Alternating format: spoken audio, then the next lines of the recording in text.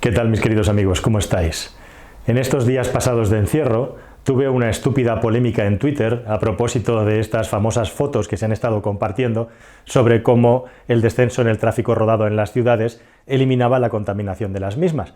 Y yo defendía y defiendo, y este vídeo justamente es para intentar explicarlo bien, que el enseñar fotos es un método muy poco científico para explicar la contaminación de las ciudades, porque los fenómenos atmosféricos pueden interferir y de hecho interfieren mucho en los fenómenos de contaminación que hay dentro de las ciudades. Pero empezando, tendríamos que hablar de cuáles son esas contaminaciones que hay en las ciudades más allá de lo que nos entra por los ojos, que son esas boinas grises rojizas que tenemos alrededor de nuestras ciudades y que normalmente están formadas por dióxido de nitrógeno. La prueba de que utilizar fotografías para medir la contaminación en las ciudades no es lo más apropiado es justamente esta fotografía que se hizo viral y estuvo circulando por todas las redes sociales, en las que se mostraba un Madrid completamente limpio, absolutamente pulcro y sin nada de contaminación.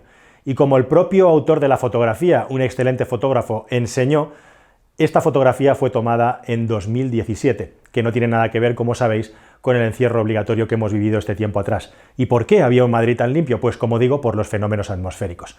Así que, independientemente de que veamos o no la ciudad muy contaminada, existen métodos para medir la contaminación en las ciudades. Son métodos técnicos, métodos científicos, que es básicamente utilizar sensores para medir los distintos tipos de contaminaciones que tenemos en las urbes. Porque sí, tenemos de muy distintos tipos, no solamente óxidos de nitrógeno, que es la mayor aportación que tiene el tráfico rodado en las ciudades. Eso añadido además del hecho de que el encierro no solamente ha eliminado el tráfico en la ciudad, sino también la actividad industrial, la actividad de todos los edificios públicos y privados de oficinas y, por supuesto, también la actividad de la industria y del aeropuerto, en el caso de Madrid-Barajas, uno de los aeropuertos más grandes de Europa. Así que vamos a ver exactamente cuáles son estos contaminantes y cuáles son los niveles de concentración que hay en las ciudades normalmente y quiénes son los responsables de ellos. Un problema principal para desbrozar este asunto es que, para empezar, se confunde muchas veces en los medios de comunicación lo que son las emisiones de gases que producen efecto invernadero, como el CO2, pero que no tienen ninguna incidencia en la salud de las personas,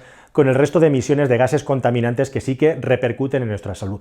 ¿Y cuáles son esos gases contaminantes? Además del óxido de nitrógeno, están también las emisiones de partículas, que, al contrario de lo que se cree, no es solamente una cuestión del tráfico rodado, sino que también influyen las calefacciones y mucho. Recordad que las calefacciones están funcionando normalmente las 24 horas, mientras que los automóviles están parados la mayor parte del tiempo, e igualmente también confluye mucho, en este caso, las emisiones de la industria, las emisiones de los vertederos y, en definitiva, las emisiones de cualquier sistema térmico que está funcionando, además del tráfico rodado. Pero es que también hay dióxido de azufre, aquí lo podéis ver, que es en responsabilidad sobre todo de las centrales térmicas que están funcionando para generar electricidad.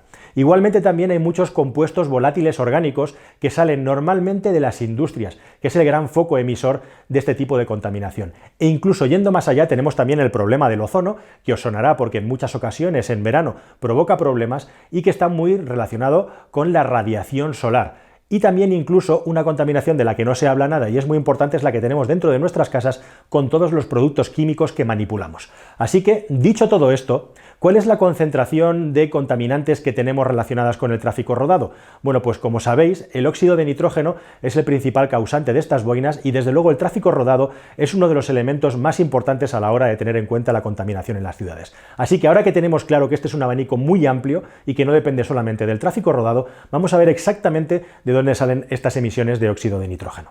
Esto que tengo a mis espaldas es el aeropuerto de Madrid-Barajas, el más grande de España y uno de los más grandes de Europa. Como veis, está a continuación de la ciudad, pegado a la ciudad. Y justamente de aquí, de este lugar, de unos pocos kilómetros cuadrados de pistas, salen nada menos que el 25% de las emisiones de óxidos de nitrógeno que tiene la ciudad de Madrid. Y es algo que no se va a poder remediar a corto plazo, porque ni los aviones van a reducir tanto sus emisiones y además se compensa grandemente con el aumento del tráfico aéreo que se espera para los próximos años. Así que de aquí poco podemos recortar las emisiones. Otro de los factores principales de la polución en las ciudades son los edificios, y especialmente edificios públicos oficiales en los que la climatización está funcionando las 24 horas del día. Eso, sumado a la industria, juntan el 25% extra también de emisiones de óxido de nitrógeno. Y lo cierto es que, a pesar de todo, el tráfico rodado sigue siendo uno de los elementos que más aporta negativamente a la contaminación en lo que se refiere, como veis, específicamente a los óxidos de nitrógeno, a donde tenemos una tecnología con un gran potencial para resolverlo y mejorarlo, como es la electrificación. la electrificación de todo el parque rodado, no solamente de los automóviles particulares, sino también de los vehículos de transporte de pasajeros e igualmente de reparto de mercancías que no paran de crecer. Y para eso necesitamos crear un ecosistema apropiado para ello. Y en España tenemos ciertas dificultades. Ya no solamente porque tenemos el potencial de poder mejorar la calidad del aire a través del tráfico rodado. Esto es una obligación no solamente moral y científica, sino también legal, que nos viene dada por la Unión Europea, espacios que tienen que tener una reducción de emisiones so pena de tener importantes multas de aquí a muy poco en todas aquellas ciudades que tengan más de 50.000 habitantes. Va a haber que crear un plan y para rebajar las emisiones del tráfico rodado es imprescindible electrificar el parque.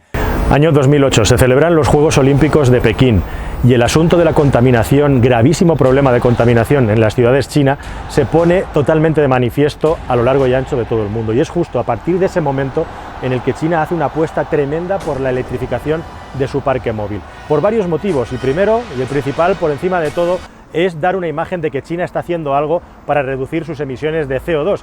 Es el gran contribuyente junto a Estados Unidos a este tipo de emisiones. Pero es que además había dos motivos principales y los realmente importantes y que le interesaban a China por encima de todo. Uno, trabajar por desarrollar la tecnología de la electrificación, las baterías de litio, porque consideraban que era una manera de no depender del petróleo que no tienen y además apostar por una tecnología que tenía mucho futuro. Hoy en día son líderes. Y en segundo lugar y principalmente también mejorar el aire de las ciudades chinas súper contaminado. En algunos casos durante semanas es imposible ver el cielo, o lo era mejor dicho, porque después de 10-12 años de trabajo intensivo China ha mejorado muchísimo en este sentido y es una referencia mundial en cómo mejorar la calidad del aire de las ciudades electrificándolas. Pero sobre todo y por encima de todo es también una cuestión económica que se ha estado estudiando y aplicando a lo largo de una década. Y es que si no se hace de manera continuada, independientemente de quién mande, al final todo esto se acaba quedando en un espejismo.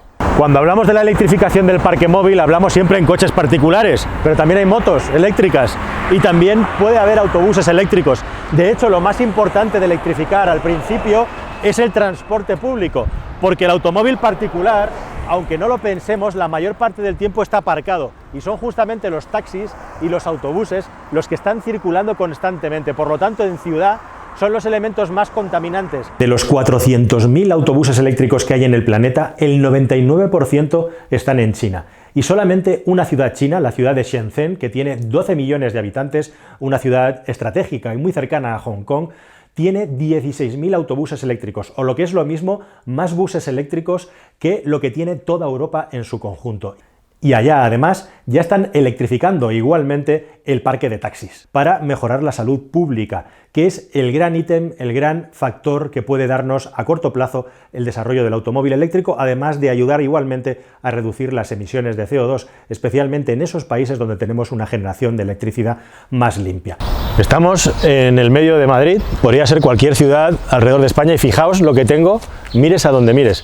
Está todo absolutamente lleno de coches en cualquier sitio, en las aceras, en la carretera, en el último rincón de este barrio hay un coche aparcado. Y es que en España tenemos un doble reto. Por un lado, somos el país de Europa en el que más personas viven en un piso. Y por otro lado, la inmensa mayoría de las personas viven en ciudades y además ciudades en las que en muchos casos no tenemos garaje. Según la ciudad, entre el 70 y el 80% de los coches están aparcados en la calle. Así que vamos a tener que ser muy creativos para poder solventar el asunto de la carga, especialmente aquí, a donde nos interesa, en las ciudades. Me he venido al aparcamiento de las oficinas de Iberdrola en Madrid porque en este lugar hay dos ejemplos juntos muy buenos de cómo tiene que ser esta transformación hacia la electrificación. En primer lugar, tenemos que tender, por supuesto, a que toda esa electricidad parta en el mayor número posible de energías renovables, para que los vehículos eléctricos saquen todo el potencial que llevan dentro. Y en segundo lugar, justamente el hecho de colocar puntos de carga en un lugar de trabajo es una tendencia que en España vamos a tener que aplicar de una manera muy intensiva, además de en otros muchos sitios, para poder paliar justamente estas carencias que tenemos a la hora de disponer de lugares privados en garajes donde poder aparcar los coches. En España tenemos otro problema añadido y es la orografía del país, y no me refiero a que somos un país montañoso.